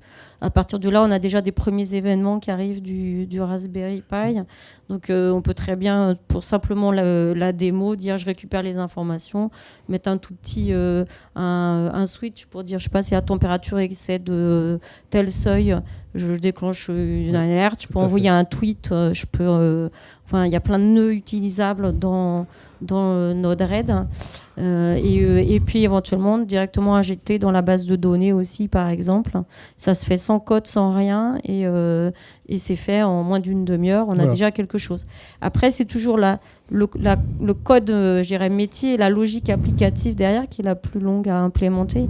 Mettre en place la plateforme, et là, en l'occurrence, la partie Internet des objets, c'est super rapide et ça se fait très simplement. Même pour la base de données, ce que tu pourrais montrer, c'est... Ah oui, voilà. Ah oui, ça c'est... La base de données, tu pourrais montrer aussi l'interface. Donc là, on parlait de la base de données Cloudant. En l'occurrence, vous avez droit, c'est une base de données NoSQL. Ça vous parle à tous. Il y a l'interface d'administration aussi. Donc, pareil, toujours dans un mode freemium jusqu'à un certain seuil d'utilisation, c'est gratuit. Donc, tant qu'elle ne fait pas, je ne sais plus combien de stockage. Et donc là, il va dû connecter sur le bouton Launch, je pense, pour démarrer la console. Vous allez voir qu'il n'y a même pas besoin de savoir configurer. Ça va vous créer une base juste en cliquant. Donc là, je sais pas, elle s'appelle Picture, je suppose, ta Donc là, base. ça, en fait, non, là, c'est pas celle-là. ça, c'est une que j'ai créée en fait. Donc je peux stocker optionnellement les images. Là, il y a une base Node-RED qui est prédéfinie, qui est pour la partie administration. En fait, c'est le programme Node-RED qui est stocké. Donc c'est en fait le graphique qu'on a vu en fait est transformé en message JSON et stocké dans cette base. Donc c'est une base d'administration. Mais on peut très facilement se créer d'autres bases. Et donc on a directement. Je vais pas taper là.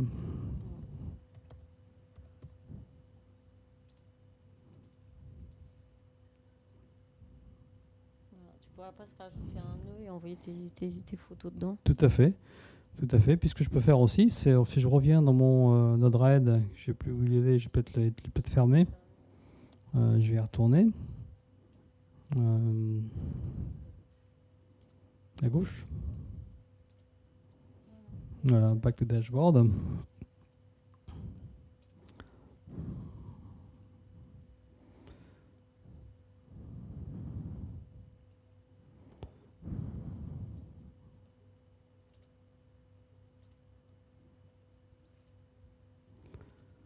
Donc je peux ici directement en fait me créer un nœud Cloudent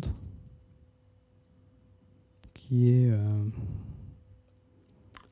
ici. Il faut que je configure, hein, donc voilà. Là je dis que ça fait partie de cette démo Raspberry démo et donc là je choisis, je l'avais appelé démo 42 je crois. Hein? Voilà. Et ensuite, il suffit que je déploie. Donc là, je peux, par exemple, quand quelque chose arrive de l'élément simulé, donc là, ça va automatiquement mettre une entrée dans la base. Donc, je n'ai pas écrit une seule ligne de code. Et j'ai automatiquement, dès que quelque chose qui arrive de ce capteur simulé, ça va stocker dans la base que j'ai créée. Et que je peux ensuite, bien sûr, interroger depuis une application externe ou d'une autre application Bluemix par un API pour récupérer l'information.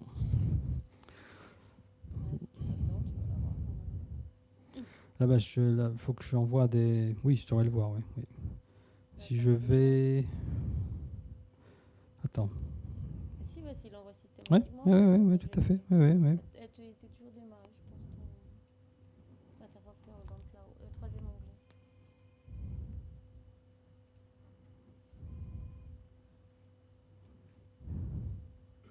Démo 42, non, t'as 0 objet dedans. Peut-être rafraîchir.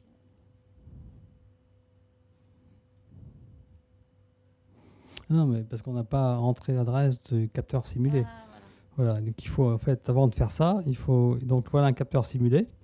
Donc là, je peux effectivement voir le capteur.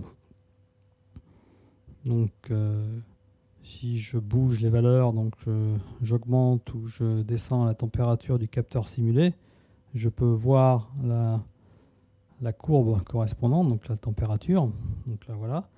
Et ensuite, ce qu'il faut que je fasse, c'est que je récupère cette valeur-là, qui est l'adresse en fait de ce capteur, et ensuite dans mon Node-RED, que je renseigne le capteur. Ensuite, je peux faire copier-coller. J'y retourne.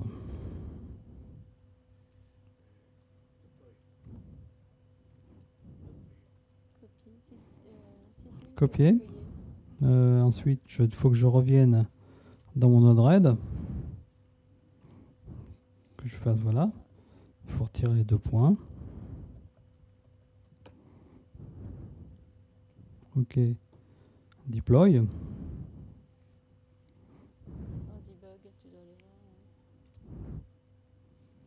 Le problème, c'est que j'ai aussi les autres informations du Raspberry qui sont mélangées. Mais là, en fait, là maintenant, dans ma base de données,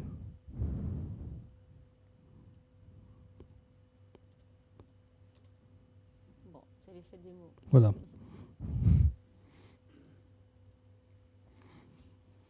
Passe à la suite.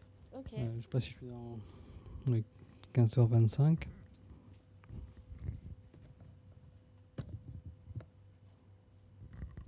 Par contre, je vais mettre le micro parce que moi, je ne suis pas faire avec une seule main, moi, sur mon clavier.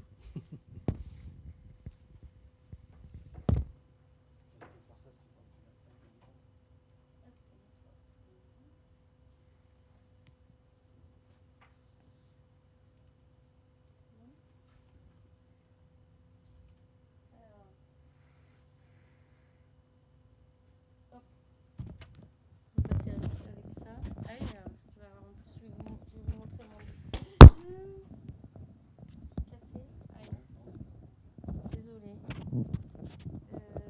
Du coup, je vais être de dos, désolée, mais hop. Donc la dernière démo, c'est avec. Ah bon. Oui, on prend des risques là. Il y a bien encore un autre truc que je vais faire tomber, non? Oups. Hop, voilà. Donc là, c'est une démo. On va faire c'est pour mettre en place une application pour faire du chat avec plusieurs browsers, parce que chaque personne prenant part au chat utilise un browser. Donc en l'occurrence, ça s'appuie sur, à nouveau en termes de environnement d'exécution pour la partie applicative côté serveur, si je peux dire comme ça, du Node-RED. Donc je vais partir du boilerplate Node-RED. Et puis un service de Watson qui fait de la traduction, puisque dans la version, je vais dire, avancée du chat, ça va faire de la traduction simultanée. Donc en l'occurrence, dans un premier temps, et ça c'est une démonstration, le code, vous pouvez le retrouver dans un tutoriel de Bluemix. Donc il y a plein d'exemples bien documentés pour expliquer comment mettre en place des applications dans Bluemix avec différents services, différents langages de programmation. Donc là, l'idée, c'est de dire, j'envoie un message, donc ça part dans l'application. En l'occurrence, il est diffusé à toutes les autres personnes qui sont branchées au même chat. Donc c'est pas du point à point, c'est pas entre deux personnes, mais toutes les personnes qui sont branchées sur le même canal de communication, si je peux dire comme ça. Et dans la version dite améliorée, on va dire, chacun parlera dans sa langue. Donc Alice, c'est A comme anglais, elle parlera anglais. Et donc le message va partir dans différentes langues. Donc c'est Watson qui va le traduire. Donc en redonnant le message d'origine avec la langue dans laquelle il a été envoyé. Donc pour savoir la langue d'origine, on se base sur l'information qu'envoie le browser. Enfin, le browser lui-même, dans sa configuration, on sait déterminer quelle est la langue dans laquelle il est configuré. Donc on s'en servira comme information par Watson. Alors, pardon. Donc là, place à la démonstration, comment mettre ça en place. Donc, j'ai peut-être perdu ma connexion à Bluemix entre-temps.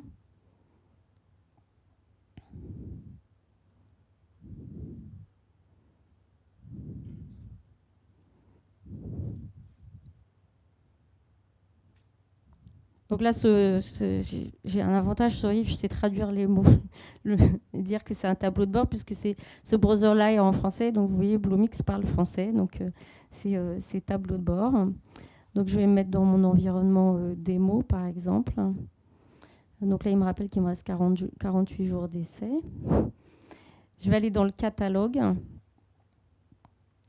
Et je vais donc utiliser le boilerplate Node-RED Starter. Donc là, on va appeler la démo chat 42. Je ne sais pas pourquoi on met 42 partout aujourd'hui. Et je vais le créer. Donc là, on voyait, c'est maintenant un petit peu c'est atténué, mais ça va réapparaître. Il y a un runtime Node.js. En l'occurrence, Node-RED s'appuie sur le runtime Node.js. Et puis, il y avait une base de données dans laquelle est stocké en particulier le code, comme le disait tout à l'heure Yves, le code Node-RED. donc sous forme de flux. Donc c'est des nœuds, la description des différents nœuds, comment ils sont raccordés les uns aux autres. Et puis le code JSON que vous pouvez avoir, JavaScript pardon, que vous pouvez avoir mis associé à chacun des nœuds. Alors je peux ne pas rester là et revenir tout simplement ici pendant que ça démarre. Donc je retrouve la base de données Cloudant qui est créée automatiquement, et puis le service de monitoring d'analytics qui vous permettrait d'avoir des informations pour surveiller le comportement de l'application. Donc pendant que ça démarre, puisque là je ne vais pas avoir de code associé, je vais simplement avoir le runtime, je vais préparer la fenêtre où je vais retrouver le code. Donc je ne vais pas coder devant vous l'enchaînement des différents... tout le JavaScript et ce que je fais avec la transition des messages. Je vais juste aller chercher le code. Ça, vous le retrouverez de toute façon, il est dans le tutoriel.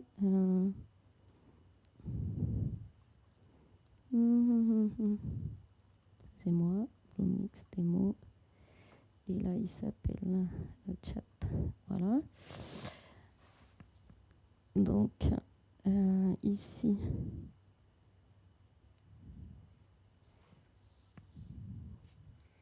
donc ça, je ferai un copier tout à l'heure, un copier-coller de cette définition. Ça, c'est tout simplement le code Node-RED qui est ici déjà tout préparé, prêt à l'emploi.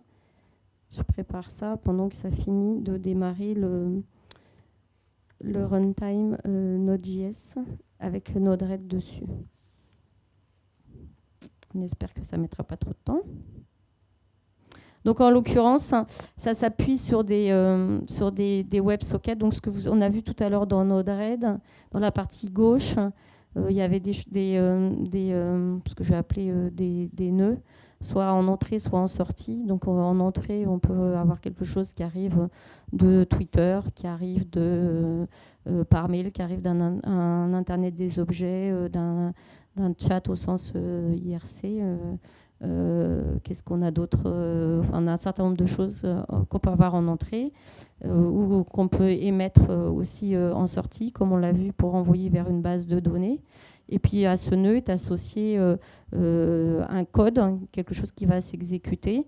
Alors soit en JavaScript, ou ça peut être aussi, vous avez commencé à le voir, on le voyait sur la partie je crois que c'était la température ou le pourcentage de CPU, donc un switch, donc un branchement conditionnel qui peut faire différentes choses. Donc là, en l'occurrence, ce qui va se passer, c'est qu'au niveau, et on va le voir là, parce que je vais pouvoir éditer le code.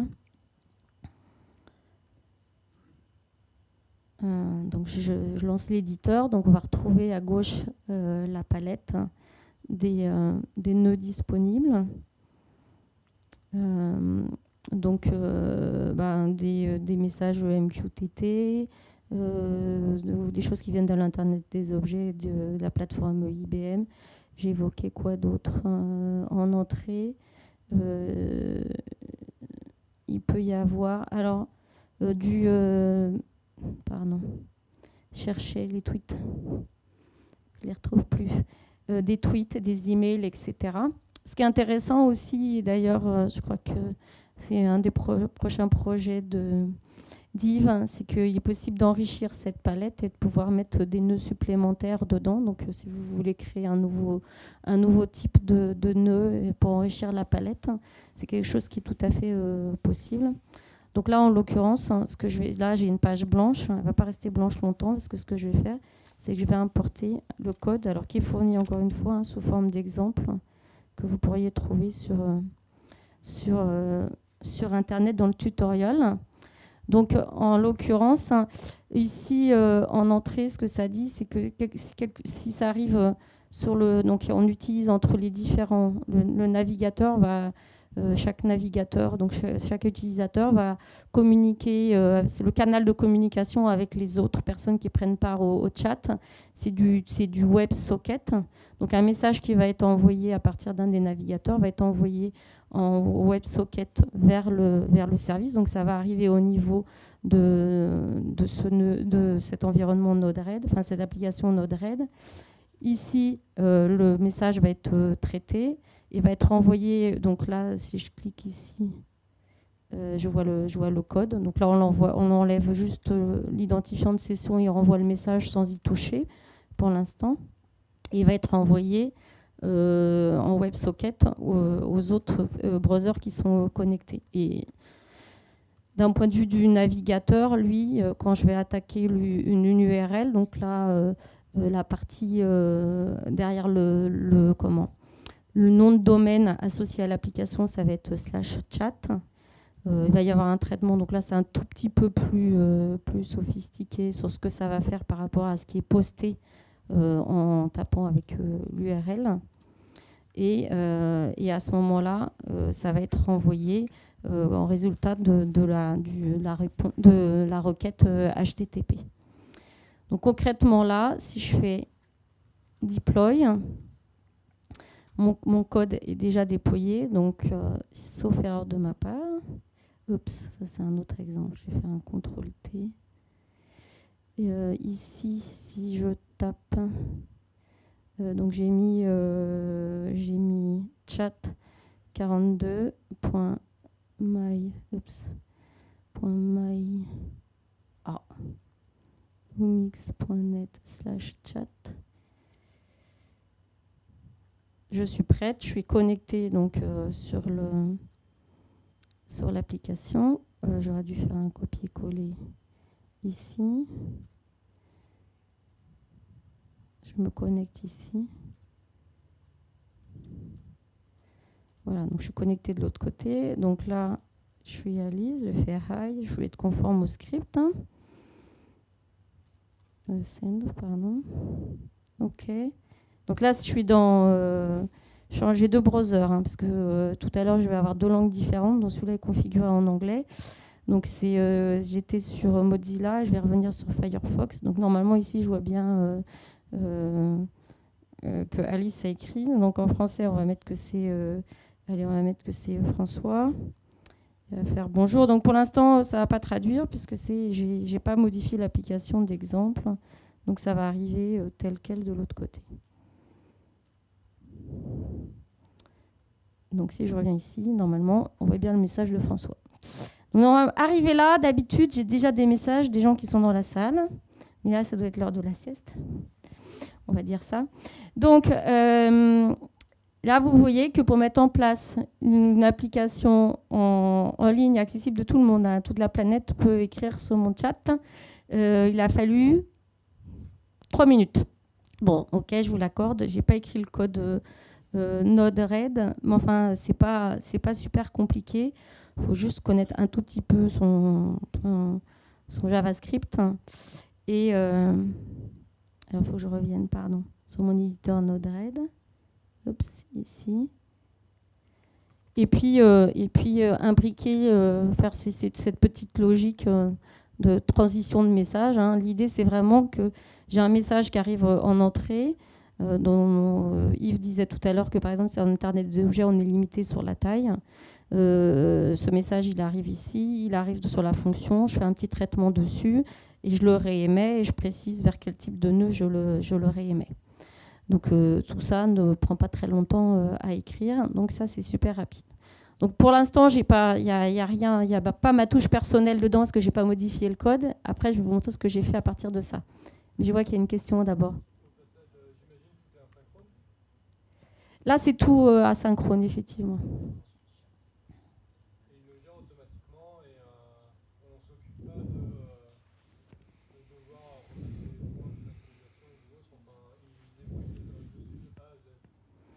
Là, dans l'esprit, c'est un message. Enfin, c'est comme ce qu'on appelait du message queuing. Je transmets un message. J'ai juste la garantie. Alors, ça dépend du protocole. En MQTT, je ne suis pas sûre qu'il y a la garantie de délivrance du message. Dans des protocoles type MQ, là, il y a la garantie de la délivrance du message, mais c'est effectivement asynchrone à la base. Je ne sais pas, en MQTT, tu sais, Yves, si on a la garantie du message, je ne suis pas sûre. Qualité de service, ça dépend en fait qui manque. On peut l'avoir. Ça se configure. Donc Alors là, on va donc maintenant modifier l'application. Donc le plus simple, ça va être de supprimer tout ça et de prendre la version que j'ai modifiée. Alors, je vais donc pas vous faire... je vais vous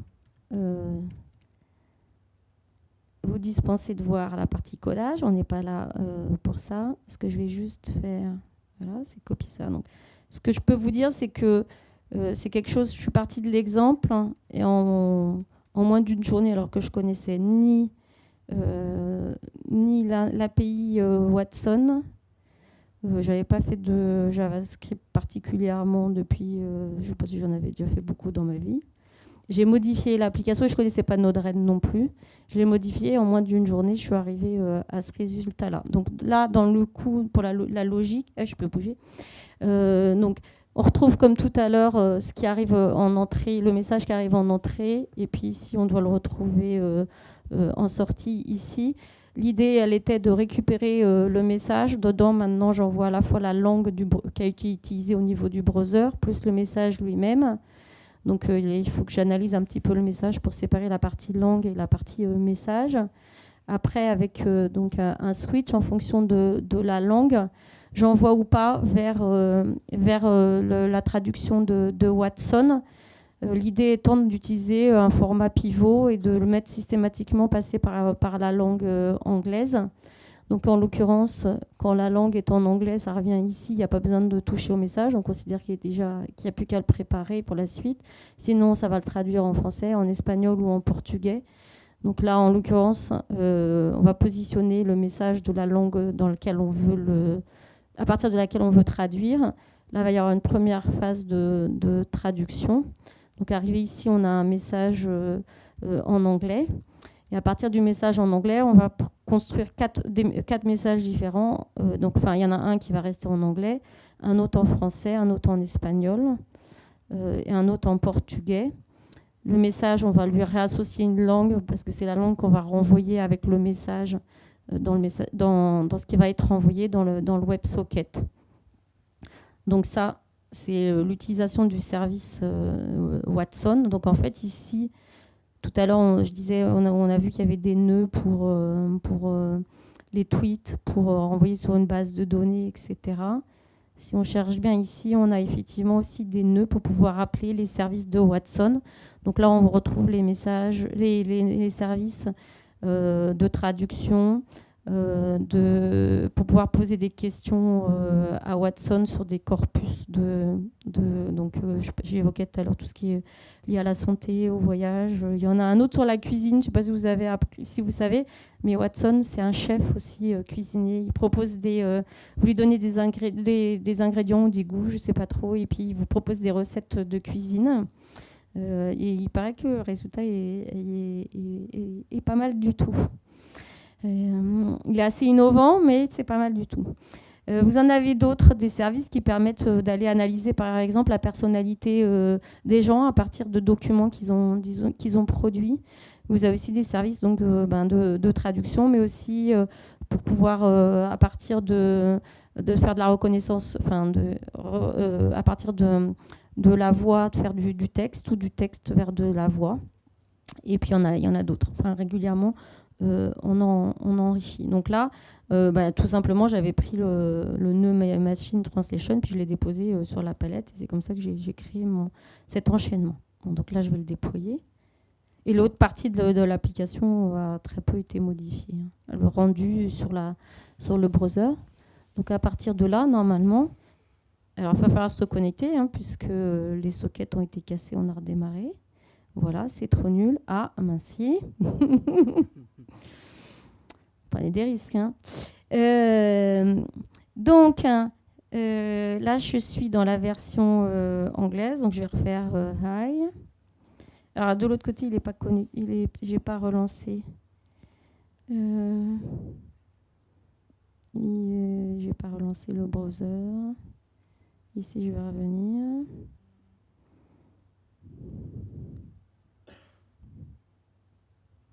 Donc, normalement, send, pardon. Donc là, ça met le message avec la traduction. Donc là, je suis en anglais, ça reste en anglais. la langue et puis en face le message d'origine. Et de l'autre côté, dans mon browser en français, il fait des mots.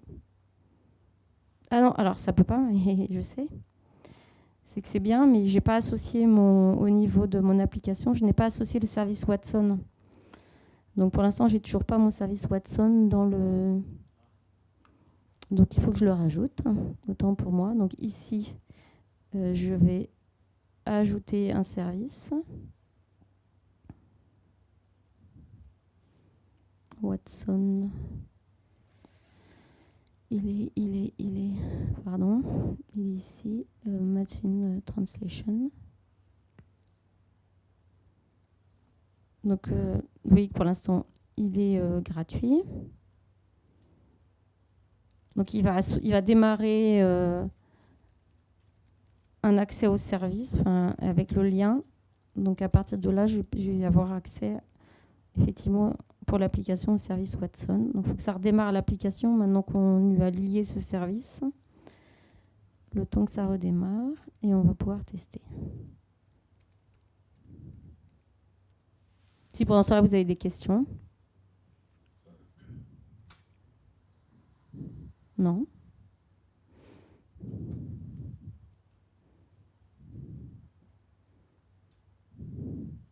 Oui. Alors.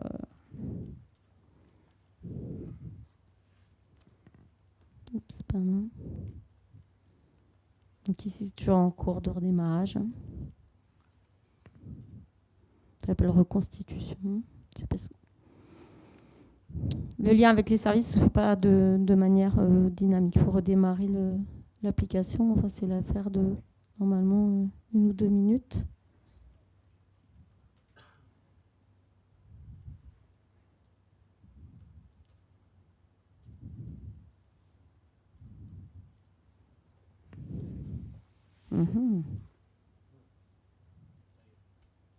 Ben, ça va venir.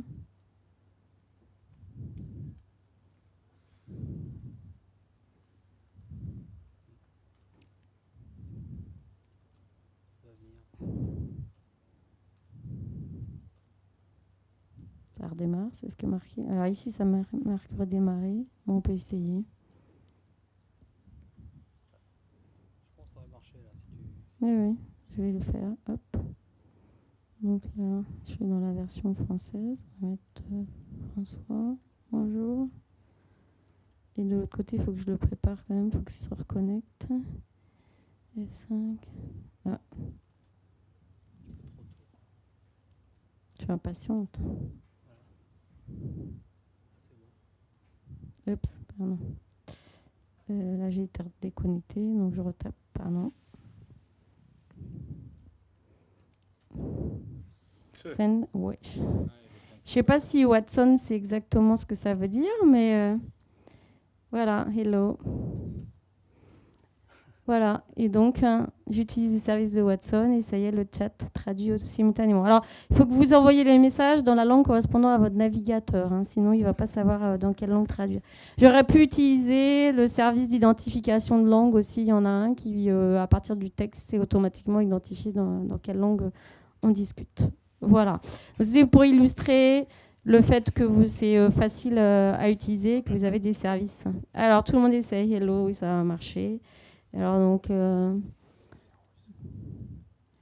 ici, en russe, non, il n'y a pas. S'il y en a qui parlent espagnol ou portugais, allez-y, mais moi, je ne sais pas. I speak in English, but I am French. Oups. Bon, tout va y passer, je sens. Donc là, je suis dans mon browser qui est en anglais, donc on va mettre Alice. Voilà. Moi, je mets mon message à moi. Voilà. Donc normalement, si tout se passe bien, de l'autre côté, je récupérais, j'aime Bluemix. Voilà. On va arrêter là. C'était pas l'objet, c'était pas de chatter entre nous. C'était juste de vous montrer qu'on peut assez facilement, enfin très facilement même, consommer des services qui pourraient être, pour faire on l'évoquait tout à l'heure, de l'analytics et autres.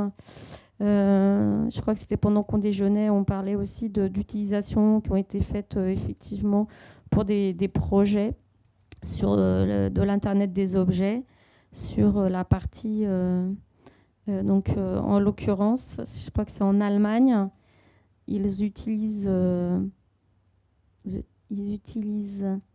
la plateforme Bluemix, et donc avec les objets connectés sont des systèmes pour mesurer le taux de sucre pour les diabétiques. Donc les mesures sont remontées automatiquement vers une application qui collecte toutes les données et qui peut permettre de diagnostiquer un état qui nécessite un traitement ou une action particulière. Donc derrière, il n'y a pas que le côté on joue avec et on fait Hello World, etc. Il y a vraiment des utilisations maintenant qu'on voit par des acteurs qui précédemment n'utilisaient pas nécessairement ce type de technologie. Donc, si vous voulez tester Bluemix, il y a possibilité pour vous. Alors, ça, c'est pour tout le monde, d'avoir un compte gratuit pour 30 jours. Le lien apparaît ici. On va voir qu'il y a un programme académique après. Donc, tant qu'il n'est pas mis en place, peut-être pour vous, vous pouvez déjà commencer par ça. Ça vous permet déjà pendant 30 jours de commencer à jouer avec. L'exemple que je citais tout à l'heure, le tutoriel donc sur le web chat, vous le retrouvez sur un site qui s'appelle DeveloperWorks où il y a plein d'articles pour les développeurs et donc là sur les technologies IBM. Si vous avez des questions particulières, ce qu'il faut savoir, c'est que si vous connaissez Stack Overflow, donc un site où vous pourrez plein d'informations. Vous ne voyez pas du tout ce que c'est. Bon, pardon. Et Bluemix, ça a son tag sur Stack Overflow aussi. Donc, il y a c'est aussi une bonne source d'information. Donc, comme je le disais, vous avez une initiative qui a été annoncée récemment pour les étudiants. Donc, ça vous donne accès à tous les services qu'on a décrits ici. Donc c'est bien par définition c'est gratuit et en l'occurrence ça c'est une action qu'on va avoir avec vos encadrants enseignants, je sais pas comment on dit, donc ils vont pouvoir déclarer qu'il y a un projet chez vous ou plusieurs projets.